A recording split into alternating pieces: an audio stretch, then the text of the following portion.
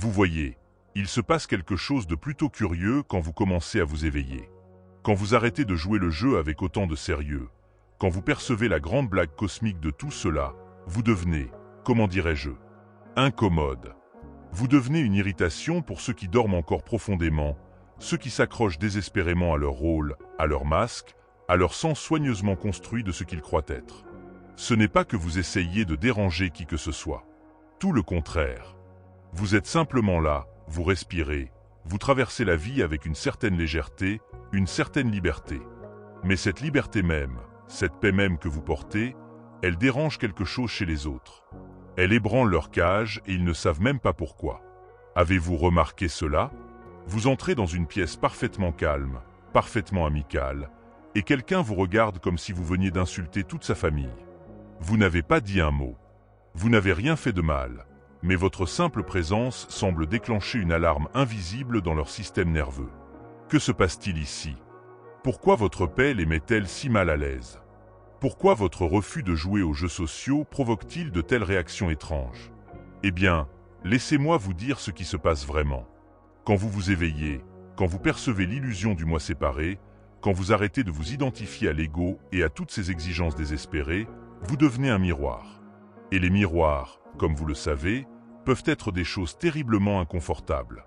Ils montrent aux gens ce qu'ils ne veulent pas voir.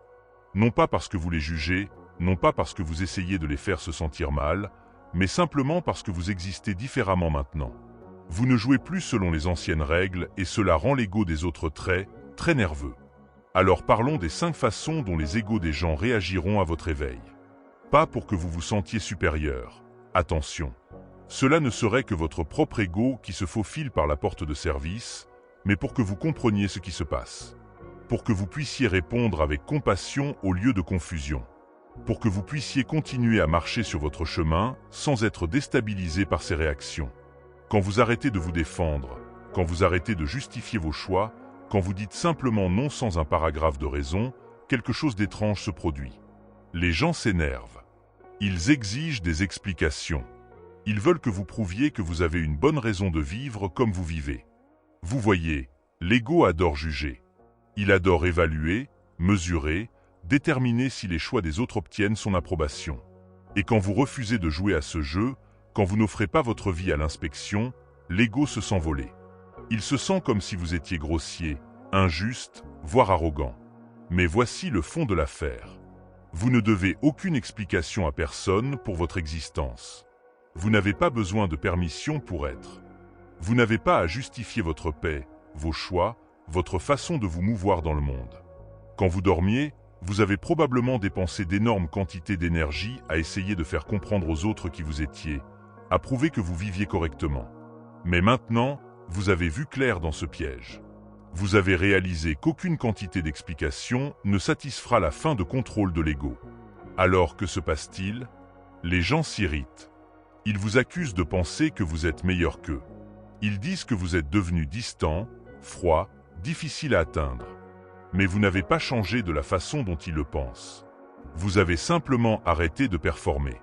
Vous avez arrêté de passer une audition pour un rôle dans leur drame. Et le beau paradoxe, c'est que vous n'avez pas besoin d'en argumenter. Vous n'avez pas besoin de défendre votre refus de vous défendre. Vous souriez peut-être simplement et vous vaquez à vos occupations comme l'eau qui coule autour d'un rocher. Le rocher peut se plaindre autant qu'il veut, mais l'eau continue de couler. Numéro 2, ils vous testeront pour voir si vous êtes authentique. C'est curieux, celui-ci. Quand les gens sentent que vous avez trouvé quelque chose, une sorte de paix ou de clarté qu'ils n'ont pas trouvé, ils ne peuvent souvent s'empêcher de le tester. C'est comme quand vous dites à quelqu'un que quelque chose ne vous dérange pas, et qu'ils essaient immédiatement de vous déranger avec cette même chose. Ils piquent. Ils provoquent. Ils disent des choses conçues pour obtenir une réaction. Pourquoi font-ils cela? Parce que l'ego en eux veut prouver que vous faites semblant. Il veut montrer que sous votre extérieur calme, vous êtes aussi anxieux, aussi réactif, aussi piégé qu'eux.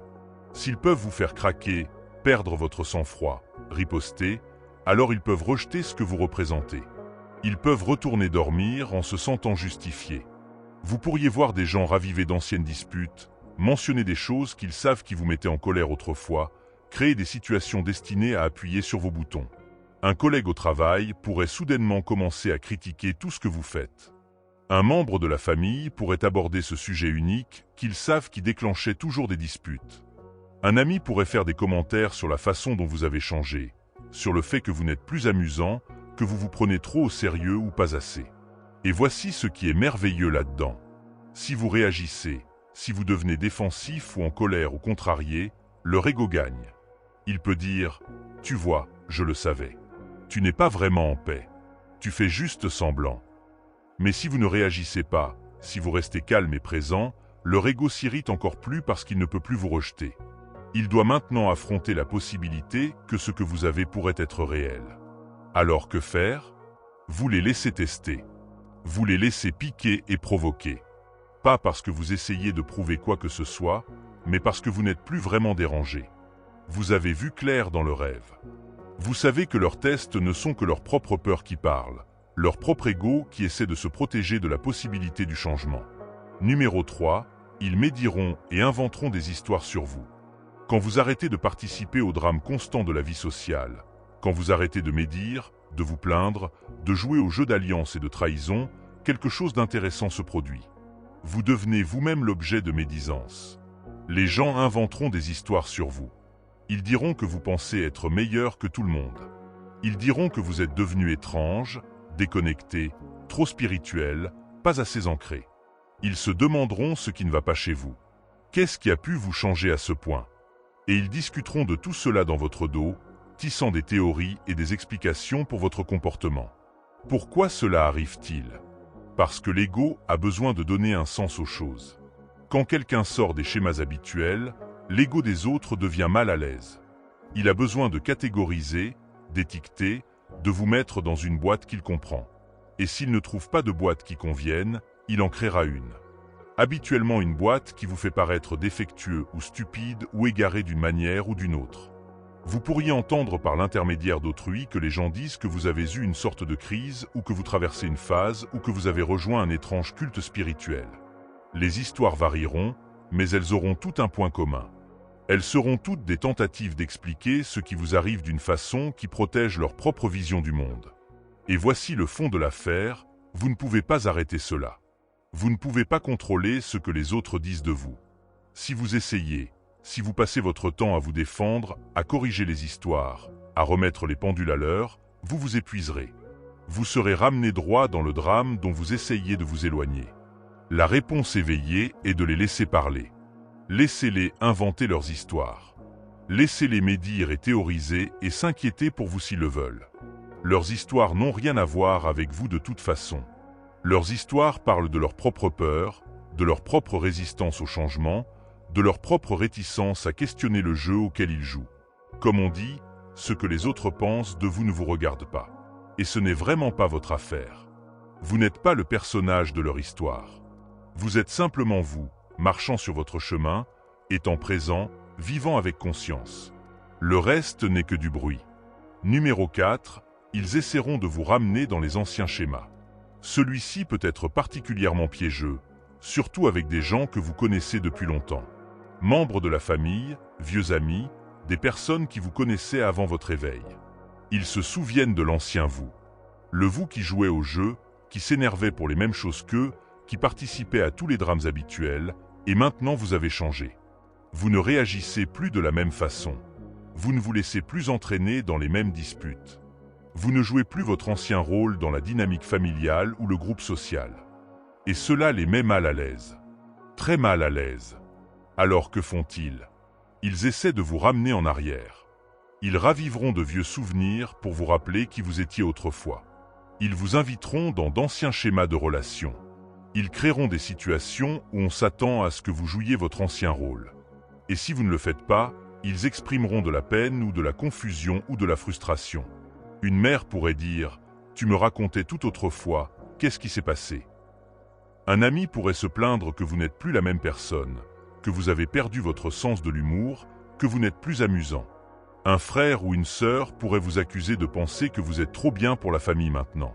Cela suggère que peut-être les autres pourraient changer aussi. Et c'est une pensée effrayante pour l'ego. Le changement signifie l'incertitude.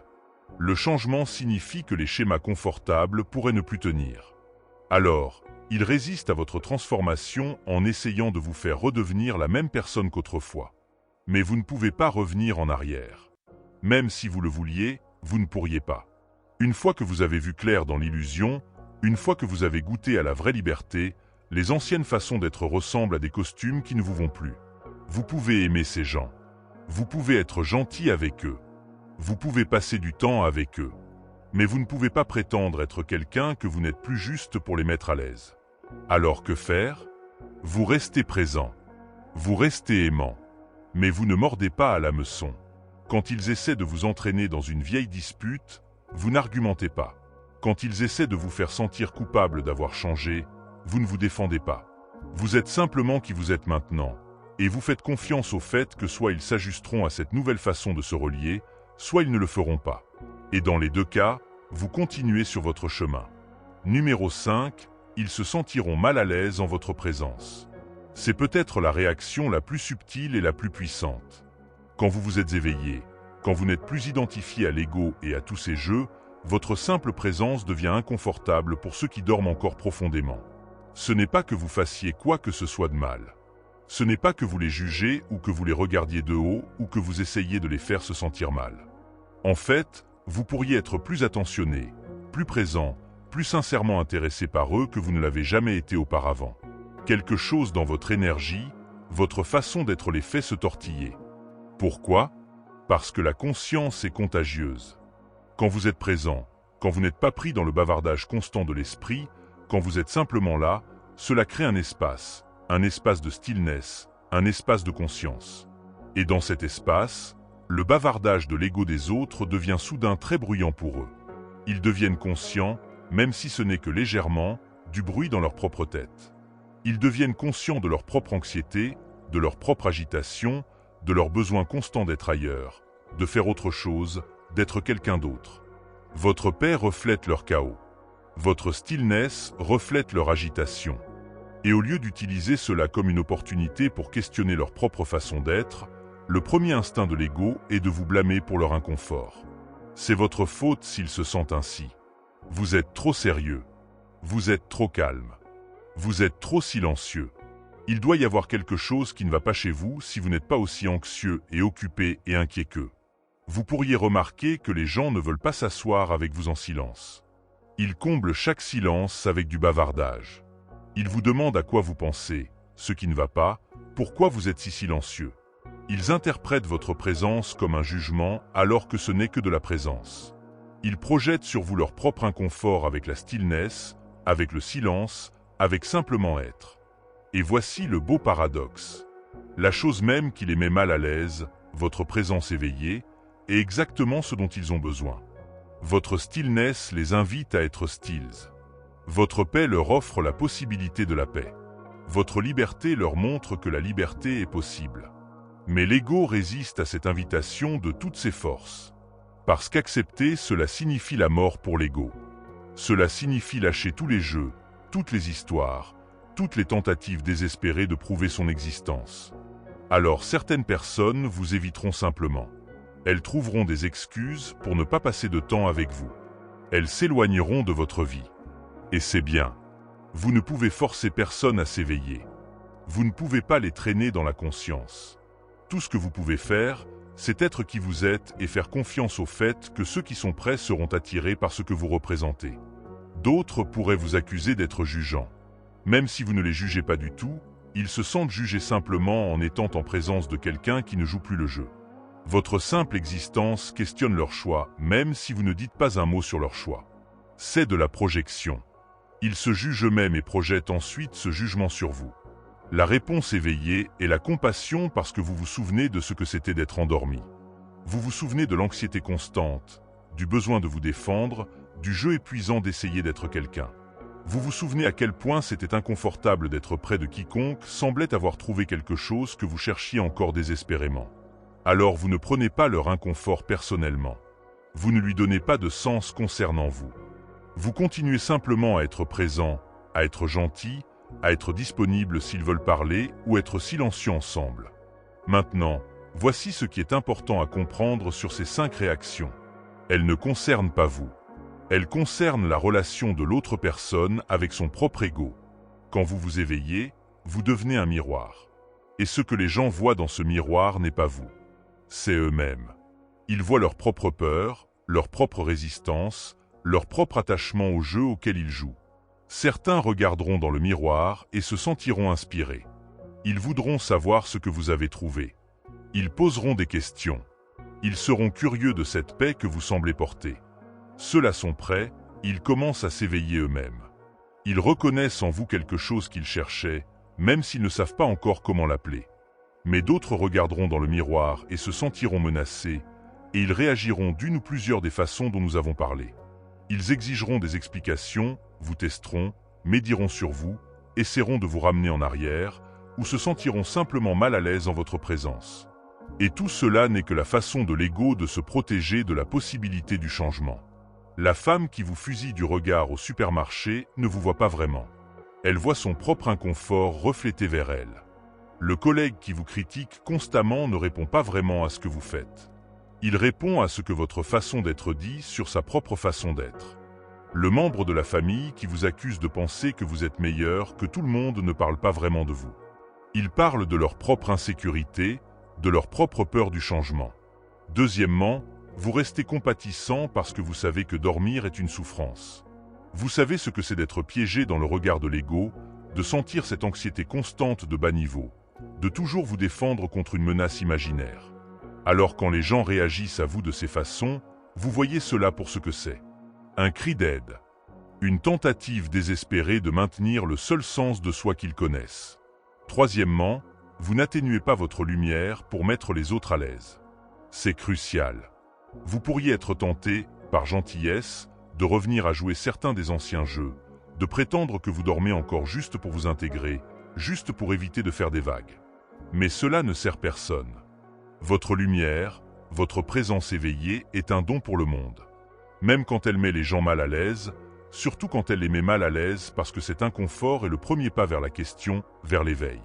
Quatrièmement, vous faites confiance au processus. Vous comprenez que l'éveil n'est pas quelque chose que vous pouvez donner à quiconque. Ils doivent le trouver eux-mêmes. Votre travail n'est pas de réveiller qui que ce soit. Votre travail est simplement d'être éveillé vous-même. Et en étant éveillé, en vivant depuis cet espace de présence et de paix, vous offrez une possibilité.